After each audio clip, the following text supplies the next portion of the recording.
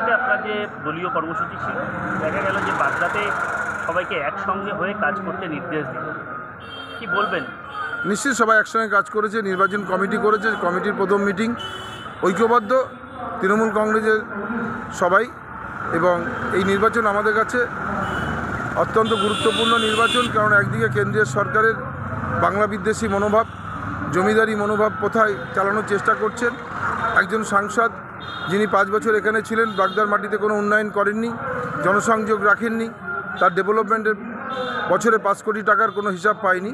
তাই মানুষ সঠিক জবাব দেওয়ার জন্য মুখিয়ে আছেন, এবং আমার বাগদাতে বেশি উদ্বাস্তু মানুষ এবং মতুয়া সম্প্রদায়ের মানুষ, যাদেরকে আজকে 10 বছর ধরে নানা রকম ভাওতা মিথ্যা দিতে দিতে 2019 সালে তারা বলেছিলেন নিঃশর্ত নাগরিকত্ব দেবেন।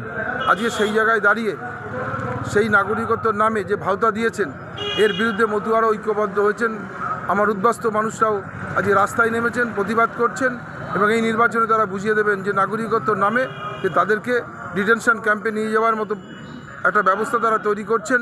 আগামী দিনে তারা এই দেশে থাকতে পারবেন কিনা তার ব্যবস্থা করেছেন। অতএব মুখ্যমন্ত্রী বলেছেন তাদের পাশে রয়েছেন, তারা কোনো ফর্ম ফিল আপ করবে না এবং কেন্দ্রীয় সরকারের এই নাগরিকত্ব নেবে না। একটা হয়ে কাজ করার নির্দেশ দিল, দলীয় কোনো কোন্দল বা না কিছু নেই। বাগদা একদম স্বয়ংসম্পূর্ণ। বাগদার যা ডেভেলপমেন্ট করেছেন মমতা বন্দ্যোপাধ্যায়, একদম ফায়ার ব্রিগেড থেকে শুরু করে ইংলিশ মিডিয়াম, হরিচাঁদ গুরুচাঁদের একটা প্রাইমারি স্কুল, ইলেকট্রিক চুল্লির কাজ চলছে, হাসপাতালে আরও বেশি ডেভেলপমেন্ট হয়েছে, রাস্তাঘাট প্রায় এই মুহূর্তে 80 কোটি টাকা রাস্তাঘাট চলছে। সারা পশ্চিমবাংলায় কম বিধানসভা আছে যে মুখ্যমন্ত্রী এইভাবে বাগদা বিধানসভায় ডেভেলপমেন্ট করেছেন।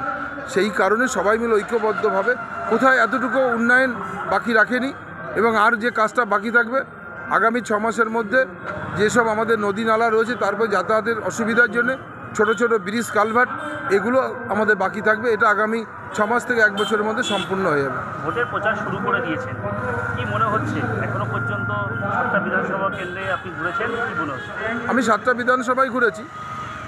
সবসময় মনে হচ্ছে যে এই বিধানসভার থেকে ওই বিধানসভা আরও বেশি ভালো রেজাল্ট করার একটা সুস্বাস্থ্যকর পরিবেশের তাদের প্রতিদ্বন্দ্বী চলছে। এবং যেহেতু আমাদের বিরুদ্ধে দাঁড়িয়েছেন শান্তনু ঠাকুর, সেই জন্য আমাদের কাজটা অনেক বেশি সহজ হচ্ছে। শান্তনু ঠাকুরের কোনো প্রতিদ্বন্দ্বিতা হবে না, কোনো প্রতিপক্ষ হিসেবে মনে করছি না।